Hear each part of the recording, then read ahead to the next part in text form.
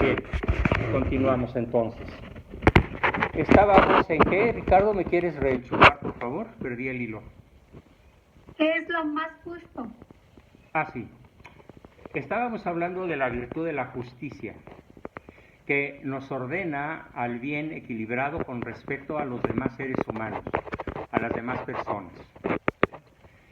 Y después de la justicia viene la fortaleza, que es por la virtud por medio de la cual el hombre antepone el bien honesto, incluso con riesgo de perder su vida.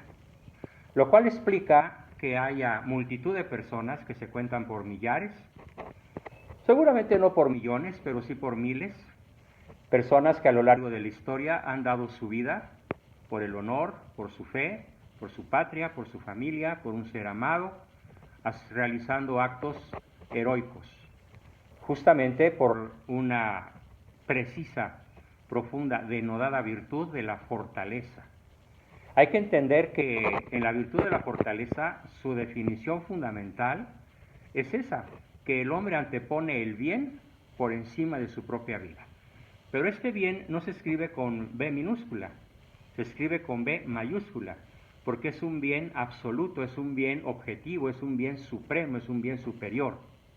Incluso aun cuando no se tratase de Dios específicamente, hay valores que son superiores incluso a los de la propia vida individual, como por ejemplo el dar la vida por la patria, dar la vida por los principios, dar la vida por el honor, etcétera. Son bienes que solamente son factibles en función de la vivencia, de la virtud de la fortaleza. Y finalmente, Santo Tomás nos dice que la virtud cardinal menos importante y subordinada a las otras tres es la templanza. ¿Sí? En ese orden entonces, prudencia, justicia, fortaleza, templanza. Virtud, la templanza, en la cual el hombre antepone el bien al placer. Ojo, el bien al placer. En la justicia incluso se puede anteponer el bien ajeno al propio. En la fortaleza se antepone el bien a la propia vida. Y en la templanza se antepone el bien al placer.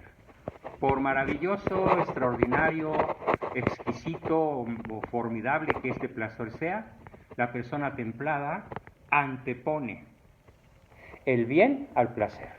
Esas son las cuatro notas introductorias para entender entonces las 4 o 5 definiciones que vamos aquí a comentar y que en este ciclo no hemos comentado, si bien ya comenté una o un par. Ya dije que es la disposición que nos hace pasar de lo bueno a lo perfecto y a lo óptimo. Ya también dije que la virtud en general es el justo medio entre dos extremos.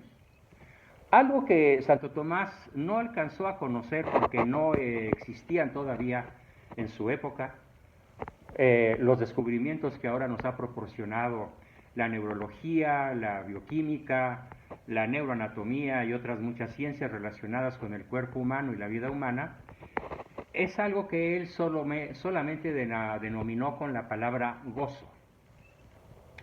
Él dijo que todo acto virtuoso produce gozo en su ejecución.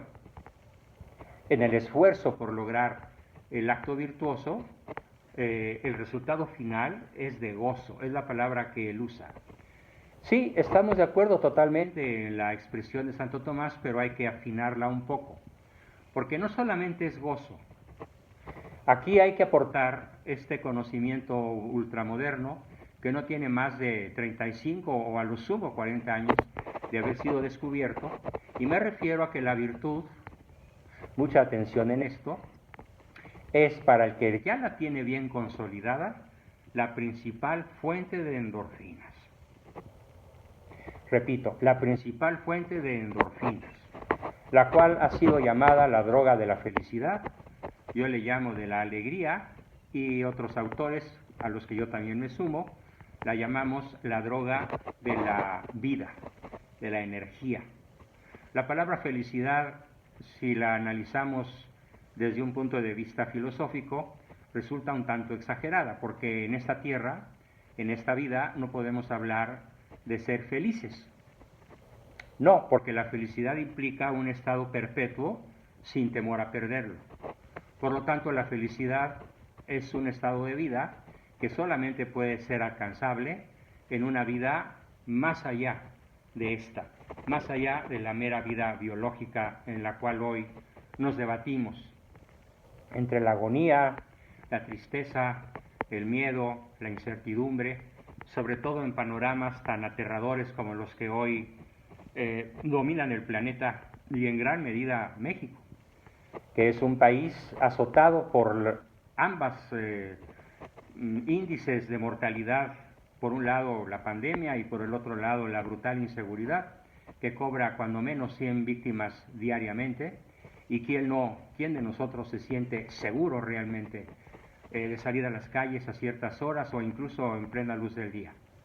Entonces, todo esto implica pues que en esta tercera definición, la droga que produce el acto virtuoso, que se llama endorfinas, le vamos a llamar las drogas que favorecen la vida, que nos ponen alegres, o siguiendo la expresión de Santo Tomás, nos procuran un gozo muy intenso, muy profundo y muy duradero. Bien, otra definición que nos da Santo Tomás y que probablemente es la más importante de todas, es la siguiente. La virtud es el hábito que perfecciona al ser en cuanto ser. Es el hábito de excelencia que perfecciona al ser humano en cuanto es, en cuanto que es ser humano, en cuanto que es persona. Por lo tanto, nada de lo que sé me hace mejor persona. El conocimiento no nos hace mejores personas. Nada de lo que tengo me hace mejor persona. Nada de lo que puedo me hace mejor persona. Lo único que me hace mejor persona es el conjunto de hábitos virtuosos. Eso sí, perfecciona la esencia del hombre. Entendiendo aquí hombre con H mayúscula, lo que los griegos llamaron el anthropos, y que ahora en un lenguaje absurdo tiene uno que andar diciendo chiquillas y chiquillos, frijoles y frijolas. No, el hombre, es decir, la persona humana, para utilizar el femenino, y que no se me enojen por ahí algunas feministas, ¿por qué no hablas en femenino? Bueno, la persona humana está dicho con la, o el hombre, pues está dicho en masculino, pero ambos significan exactamente lo mismo. Entonces, el hombre, o la persona humana, es mejor persona, mejor ser humano, única y exclusivamente en la medida en la que es más virtuoso. No más sabio. ¿Por qué? Porque el sabio puede ser perverso. ¿Sí? Hay una historia aterradora que quiero compartirles a ustedes en un par de minutos, y me refiero a lo que un poco antes de la Segunda Guerra Mundial y unos 2 o 3 años antes del estallido de las bombas atómicas en Hiroshima y Nagasaki, sucedió en algo que se llamó el Proyecto Manhattan. En algún lugar desértico de los Estados Unidos, no estoy seguro si fue en Arizona, en Nuevo México, pero fue en uno de estos dos estados de la Unión Americana, en donde los norteamericanos, más bien el grupo de mando sionista que gobernaba el Pentágono, Nueva York, la Bolsa de Valores, la banca, lo que ya hemos comentado, logró reunir en el Proyecto Manhattan a los principales sabios atómicos de la época. Estamos hablando de Albert Einstein, Enrico Fermi, un señor Otto Rank, otro cuyo nombre en estos momentos se me escapa, pero en un momento más me fluye. Y al final de todo el dinero que le metieron, estamos hablando de centenas de millones de dólares, finalmente lograron hacer funcional la fisión, no la fusión, la fisión atómica. Es decir, que un átomo de uranio enriquecido pudiera provocar una explosión en cadena para producir el equivalente a 50.000 toneladas de dinamita en un nanosegundo, que fueron las explosiones que destruyeron en gran parte, en enorme parte, a Hiroshima y a Nagasaki. Ellos de alguna manera sospechaban o sabían para qué estaban trabajando. Obviamente no estaban trabajando en átomos para la paz, estaban trabajando de manera genial, sapientísima, con absoluta sabiduría, conocimiento científico de los materiales que estaban manipulando, de las finalidades que se estaban proponiendo. Estaban trabajando, y lo dijo Albert Einstein, cuando finalmente entregan el artefacto explosivo funcional a los dos presidentes responsables de esas explosiones, que fueron Roosevelt y Truman. Roosevelt no alcanzó a ver la destrucción de las ciudades japonesas porque se murió en febrero, y esas explosiones fueron en agosto de 1945. Pero Truman sí las vio y las disfrutó. Pero el comentario de Albert Einstein nos revela en realidad que sabían lo que estaban haciendo. El comentario fue: somos un grupo de genios, somos un grupo de sabios que trabajó para el demonio. Así lo dijo. Está en la historia, en la biografía de Albert Einstein, este brutal comentario. Por esa razón, el sabio puede no ser virtuoso. Por lo tanto, Santo Tomás y Aristóteles, y hasta el mismo Sócrates lo llegó a pensar, aunque no lo formuló, como lo formulan Aristóteles y Santo Tomás, Maritain y otros autores posteriores o actuales, como Bernard Lonergan, uno de los filósofos actuales más brillantes, jesuita canadiense, dicen que la felicidad, la prosperidad, la alegría, el progreso de las naciones depende de que éstas sean gobernadas por sabios que sean virtuosos, o por personas virtuosas que sean sabias. ¿Sí? Es cualquiera de las dos posibilidades: sabios virtuosos o virtuosos sabios. No nada más virtuosos, porque pueden carecer de información técnica, de información científica, pueden carecer de las habilidades, los conocimientos que tienen las personas sabias. Y por el otro lado, no nada más sabias, como en el caso de los genios reunidos en el Proyecto Manhattan, porque la carencia de virtudes los llevó finalmente a ser los autores, pues no materiales del bombardeo, pero sí los autores materiales e intelectuales de aquel tremendo artefacto que llevó el Enola Gay, así se llamaba el avioncito en el cual se colocó aquella bomba de muchísimos kilos de peso, para lograr un objetivo aparentemente militar.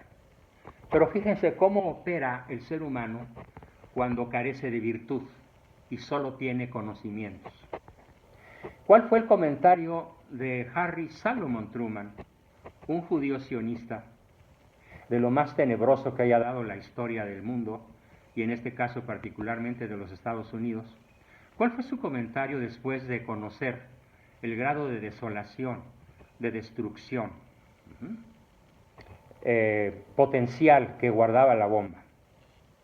Cuando los mismos sabios que la crean le dicen: Su Excelencia, señor presidente de los United States of America, le rogamos que no haga explotar la bomba contra alguna ciudad japonesa, porque sabemos de buena fuente que la guerra se ha ganado.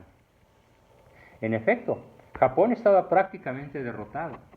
No era necesaria la destrucción de sus dos ciudades insignias, sobre todo Nagasaki, mayormente poblada por cristianos y católicos, y precisamente por eso fue blanco de Harry Salomon Truman, el sionista masón que deseaba ver una ciudad católica aniquilada. La respuesta que dio Harry Salomon Truman a la potente, clara y humilde petición de todos los que habían trabajado en el Proyecto Manhattan para que no usaran los artefactos ni en Hiroshima, ni en Nagasaki, ni en ningún otro lugar de la Tierra, fue esta: sí, ya sé que la guerra está ganada, pero quiero dos cosas. Una, ver el efecto que causa en humanos. Fíjense, quiero ver el efecto que causa en humanos. y quiero intimidar a nuestro rival ruso. Ya sabemos que en aquella época sobre todo, cosa que cambió recientemente por factores geopolíticos, pero en aquella época la famosa rivalidad entre Rusia y Estados Unidos no era más que un pleito entre hermanos. Era hermanos disputándose el mismo botín. En realidad nunca iban a pelear con armas atómicas Rusia contra Estados Unidos o Estados Unidos contra Rusia. Eso nunca iba a suceder. Probablemente ahora las cosas han cambiado de una década para acá, sobre todo con Vladimir Putin en el poder. Pero en aquella época los comunistas rusos y los capitalistas norteamericanos eran lobos con diferente piel. Uno vestido de libertad, de libre empresa, de libre mercado, de libertad de tránsito, de expresión, de creencias, y el otro, el lobo comunista rojo, ferozmente represor de todas las libertades humanas, pero ambos buscando el mismo propósito, la dominación de la tierra. Como de hecho, más que nunca hoy la tienen. Entonces, esto lo cuento justamente para entender lo que a escala doméstica, a escala conyugal, a escala en la educación de nuestros hijos o nuestras relaciones interpersonales, puede estar sucediendo en estos momentos en algunos de nuestros hogares. Y es la ausencia de las virtudes en personas que tienen un alto perfil profesional. O tal vez no la ausencia, pero sí la mediocridad. Y Santo Tomás nos aclara algo verdaderamente importante. Lo voy a decir despacio y con mucho énfasis. Él lo escribe en latín. Bonum est integra causa. Traducción al buen castellano, ¿qué quiere decir? Lo bueno o el bien lo es integralmente. Íntegramente. Entonces no puede haber una persona medio honesta o ligeramente honesta. O como se burlan los franceses de las chicas que se acuestan con su galán pero no permiten penetración vaginal. Les llaman las demi-vierges, ¿eh? Las medio vírgenes, ¿no? Pues no, ya no son vírgenes, ni siquiera a medias. ¿Por qué? Porque la virginidad, la castidad, la honestidad y todas las virtudes o son o no son. Claro, en unas personas son más claras, más poderosas, más decisivas, más ejecutivas que en otras personas. Pero de todas maneras, eso no se debe más que a la enorme diferencia que hay entre una persona y otra. Todos somos individuos. Y cada individuo es único, inefable e irrepetible. No es como las abejas, que todas están cortadas de la misma manera y resulta prácticamente imposible reconocer a una abeja de otra, salvo que se trate de la abeja reina, que sí se reconoce a simple vista. Entonces, en el ser humano, bonum est integra causa. Es decir, si eres honesto, tienes que serlo integralmente. Si eres veraz, tienes que serlo integralmente. Si eres fiel a tu esposa, tienes que serlo integralmente, de pensamiento, palabra y obra. Y nunca pecar ni siquiera por omisión. Tal vez ni siquiera por distracción. ¿Sí? Me dice Osvaldo que no estoy grabando. No, sí estoy grabando en mi celular. No te preocupes. ¿Sí? Queda aclarado que sí se está grabando. Y esta grabación que está corriendo en mi celular será propiedad de todos hoy mismo o mañana en el transcurso de la mañana. Bien, entonces esto del bien es integral da origen a una expresión que se utilizaba mucho cuando yo era niño, tal vez adolescente todavía. La llegué yo a escuchar con mucha frecuencia en mi colegio. Mi colegio se llamaba el Instituto Fray Juan de Zumárraga, en la primaria. Bueno, nada más estudié allí cuarto, quinto y sexto porque la historia anterior es medio complicada y no tiene caso narrárselas. Después en la prepa, en la secundaria y en la prepa, el lema era Quod melius illac, en latín, que significa buscar siempre lo mejor. Frase también extraída de este libro de Santo Tomás. por mis maestros jesuitas que nos instaban a buscar siempre lo mejor. Pero el concepto al que me quiero referir es el concepto que se manejaba en aquellos años. Se decía dos cosas. Fulano de tal, por ejemplo, lo decían mucho las personas que conocían bien a mi señor padre. De él decían dos cosas. Es una persona integérrima, íntegra. Es de una sola pieza. ¿Sí? No tiene dobleces, no tiene recovecos, no tiene zonas oscuras, no tiene, digámoslo así en lenguaje psicológico moderno, no tiene intenciones ulteriores, ocultas, veladas, sino que, como lo dice el Evangelio, su sí es sí, su no es no. De tal manera que sus 11 hijos, cuando él decía no, ya sabíamos que ya había sido un no bien pensado y no había manera de convencerlo de lo contrario porque ya lo había pensado bien. Y cuando decía sí, igualmente. Claro, en alguna ocasión, por integridad, él llegó a reconocer que se había equivocado y entonces salía con un dicho formidable que se expresaba así: es de sabios cambiar de opinión. ¿Qué es lo que modifica la opinión? Solamente hay una cosa que modifica la opinión y se llama conocimiento. El conocimiento que hoy estamos manejando, al exponer todos estos conceptos, puede modificar nuestra opinión en multitud de cosas y acercarnos al conocimiento de la verdad.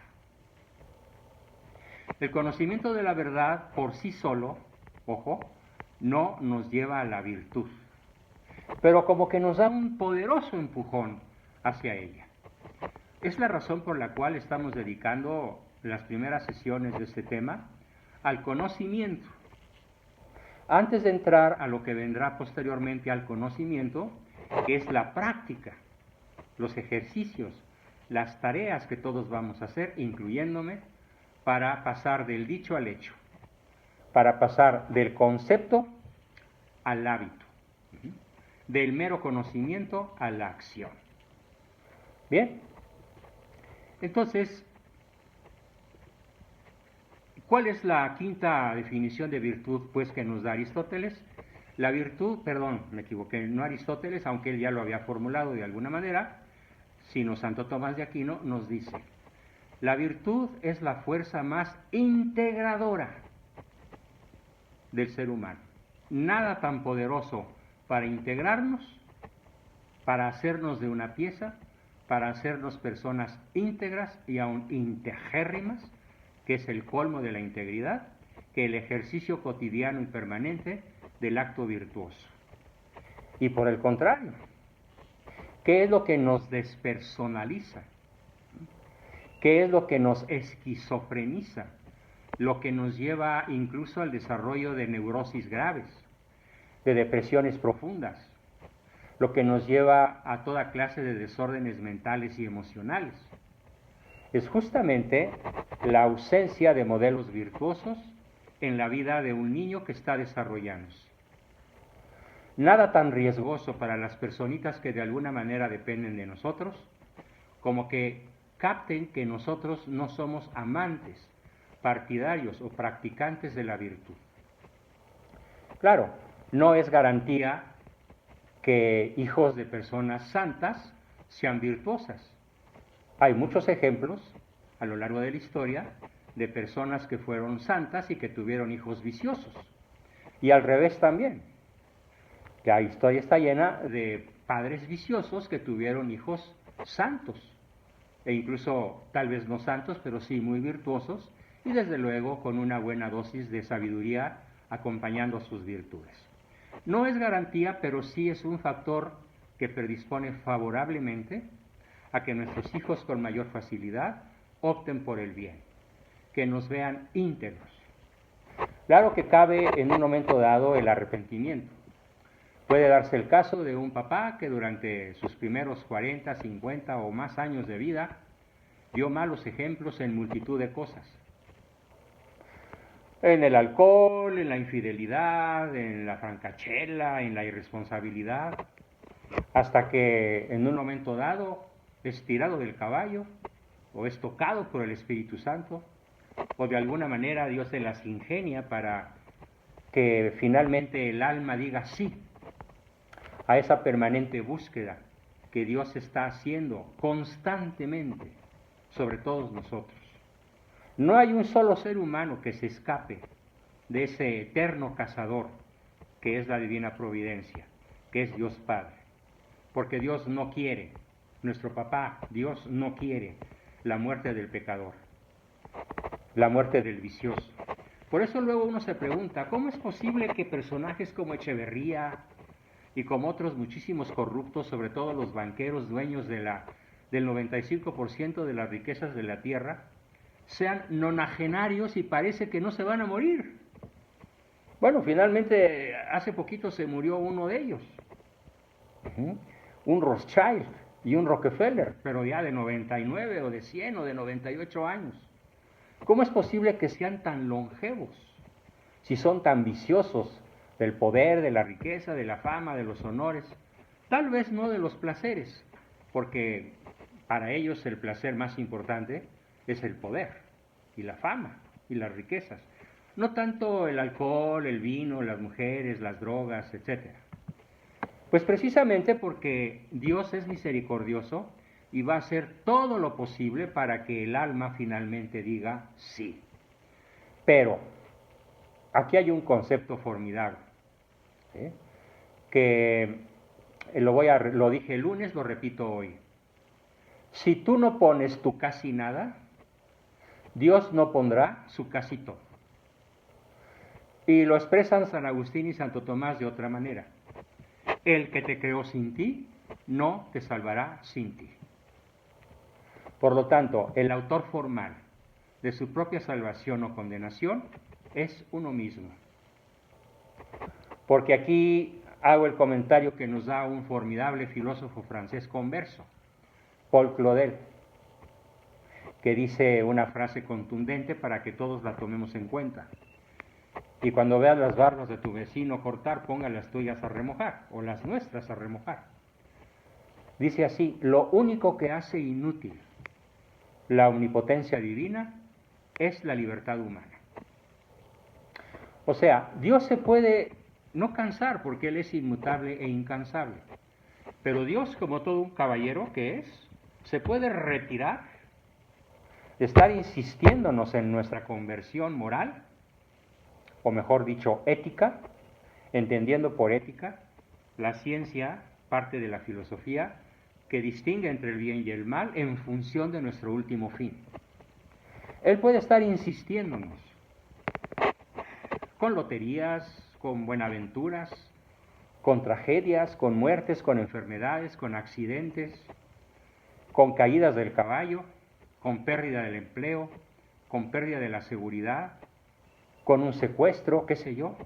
Puede estar buscándonos eternamente, constantemente, mejor dicho. Cuando el Señor Caballero, Dios Padre, se va a retirar de nuestras vidas, cuando formalmente le digamos no. ¿Hay alguna persona que formalmente le diga que no a Dios? Claro que las hay, sobran. Podemos decir que este acto de decirle no a Dios es el acto fundacional de la masonería.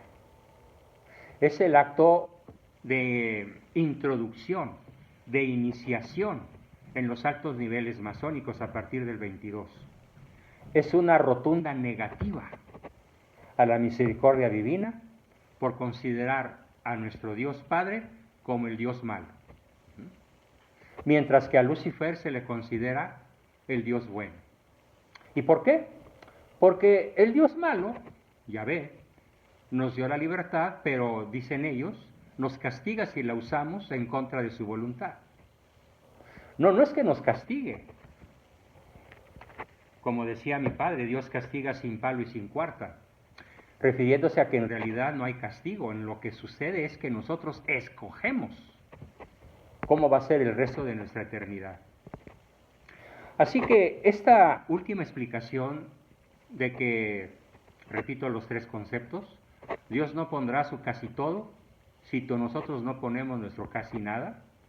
El que te creó sin ti, el que te creó sin ti, no te salvará sin ti.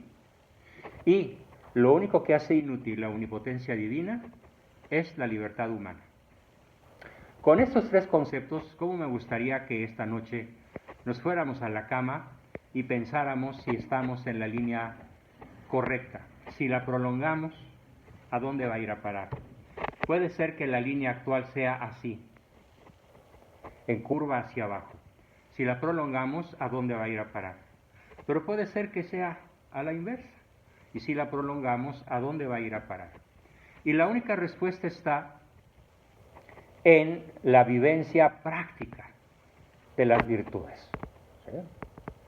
Para terminar, algunos comentarios más que nos hace Santo Tomás en su libro Cuestión Disputada.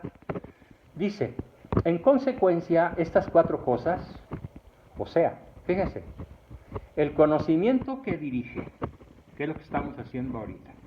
Estamos realizando el acto de conocer. ¿Sí? La rectitud, la firmeza y la moderación. Conocimiento que dirige, rectitud de vida, firmeza en las virtudes y moderación en los placeres. ¿Sí? Todo esto requiere de otra vez se metió el eco.